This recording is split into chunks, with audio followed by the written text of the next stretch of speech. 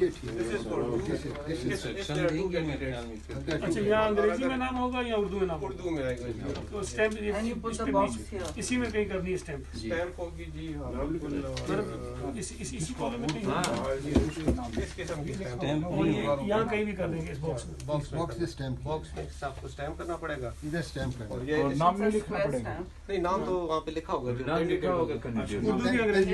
इधर हाँ ऐसे लग के नाम उर्दू में होना चाहिए। उर्दू में, नाम उर्दू में आएगा। नहीं ये उर्दू में आएगा। उर्दू में नाम आएगा और ये इस किस्म की स्टैम्प होगी जी। इधर नहीं नहीं स्टैम्प इधर स्टैम्प है। स्टैम्प कहीं भी कर देंगे पूरे बॉक्स में? इस नाम पे जो होगा इसमें कहीं भी कर सकते ठीक हैं? है, ये स्टैम्प हो जाएगा। इसमें पूरे में कहीं भी हो सकती है? ये इंग्लिश में ये दो नाम होंगे ना। 1 और 2 होगा। अगर 1 और 2 कैंडिडेट्स हैं, अगर 3 हैं तो फिर इस तरह होगा जी। ये भी So तो there's another candidate 4 one होगा तो फिर इस तरह होगा candidate two, huh? obviously वो ठीक and so stamp हो स्टैम्प सकता है शेख आतिक का for it इसकी तस्वीर है सिर्फ ये है कि लिख लेते हैं। जो अभी नए हैं ना sir, for giving members the only फर्क है यही चीज़ है।